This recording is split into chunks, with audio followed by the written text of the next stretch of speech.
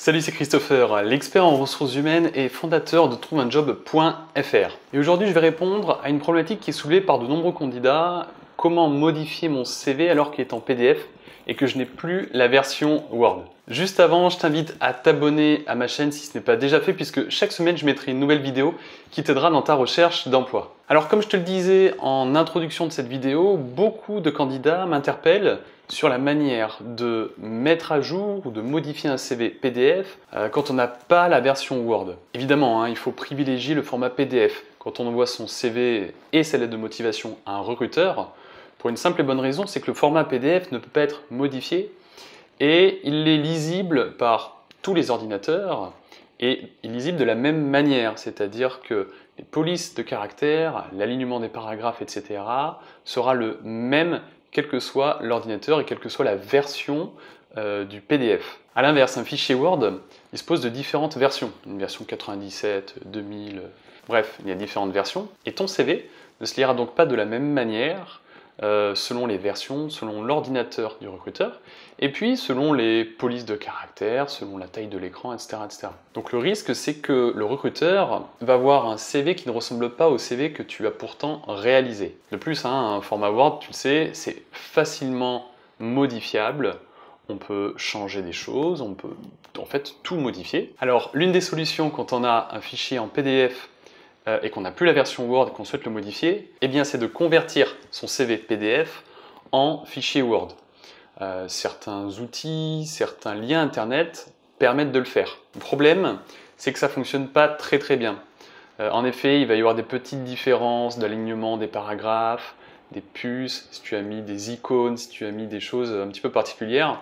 Peut-être que dans le fichier Word, donc le fichier qui aura été transféré, il y aura des différences.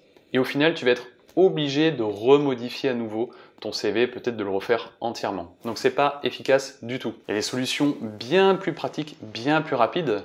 Moi en l'occurrence, j'utilise un outil qui s'appelle PDF Éléments, qui permet justement de modifier donc ton CV ou telle de motivation en format PDF, de modifier directement sous format PDF. Comme si c'était un Word finalement, sauf que ça reste tout le temps en format PDF, un PDF modifiable. Donc on regarde tout de suite ce que ça donne sur mon écran. Donc on est sur la page PDF éléments, je te laisse télécharger l'outil si ça t'intéresse. Je suis dans mes fichiers, j'ai mon CV. Alors c'est un CV que j'ai modifié pour des raisons de confidentialité, mais c'était une candidate à la recherche d'emploi. Donc je clique droit, modifier avec PDF élément 7.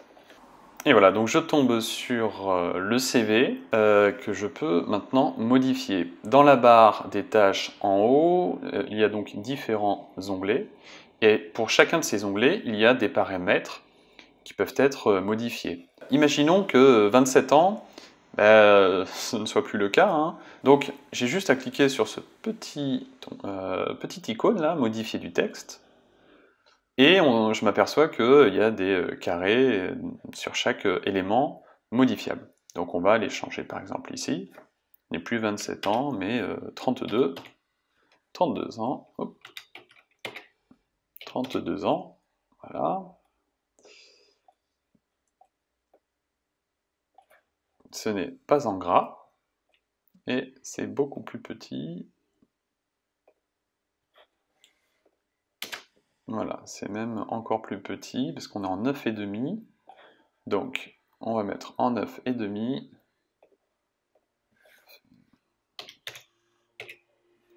Voilà, 32 ans. Le titre aussi, responsable santé-sécurité, je suis plus responsable, je veux obtenir un poste de directeur.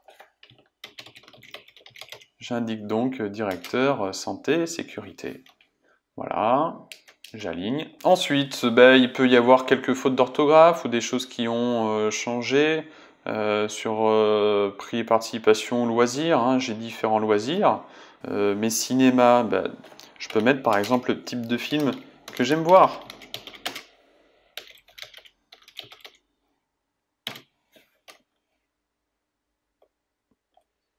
Voilà, donc la modification est très simple.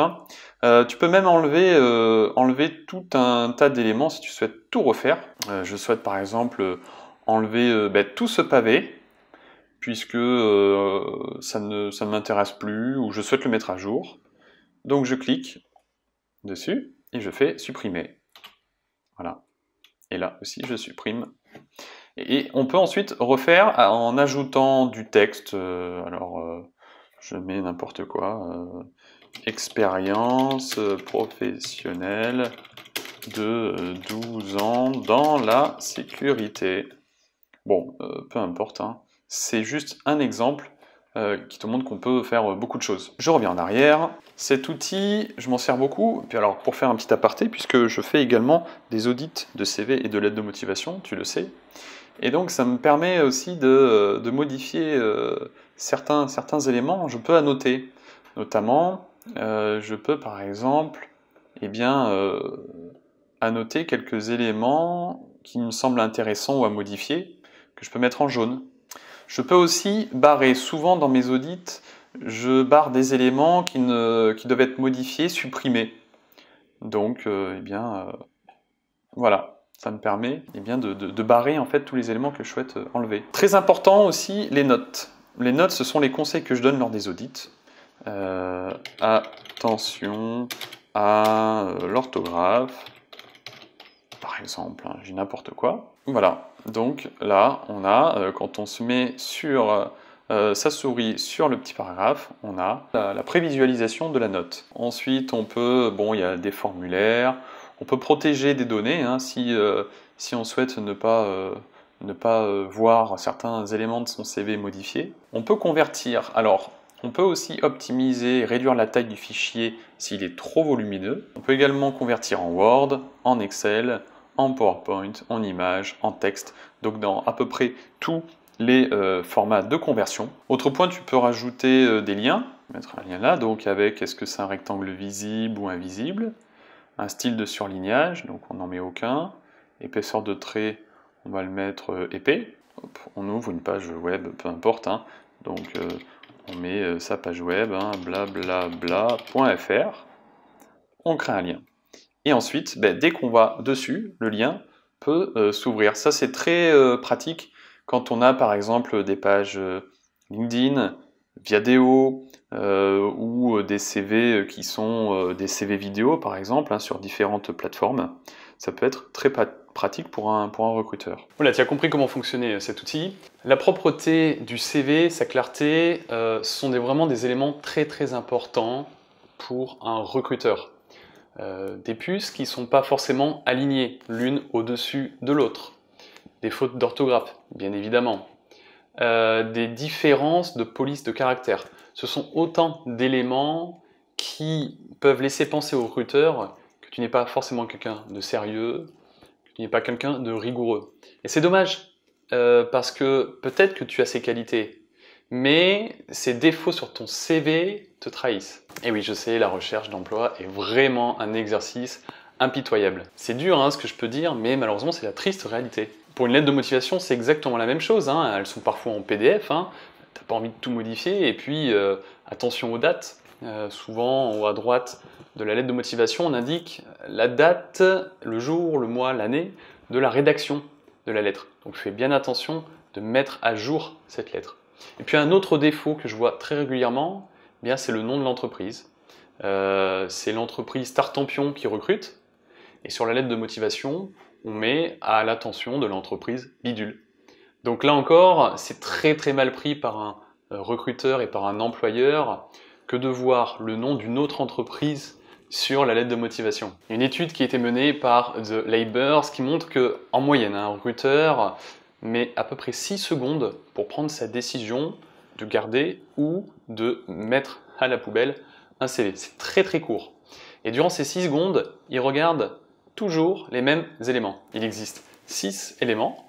Le premier, c'est le nom. Ensuite, c'est le titre de ton poste actuel et de ton employeur actuel. Troisième point, c'est le titre du poste et le nom de l'employeur précédent. Quatrième point, c'est les dates de début et de fin de ton poste précédent. Cinquième point, la date de début et peut-être de fin de ton dernier poste ou de ton poste actuel. Et enfin, dernier point, la formation. Donc ne néglige surtout pas ces 6 points, ce sont les points les plus importants de ton CV. Ce sont ceux-là qui vont déterminer le choix du recruteur. Voilà, avec toutes ces informations, j'espère que tu prendras vraiment soin de ton CV. Si ce n'est pas déjà fait, je t'invite à télécharger mon guide Donne une bonne image au recruteur. Et d'ici là, il ne me reste plus qu'une chose à te dire. Ciao!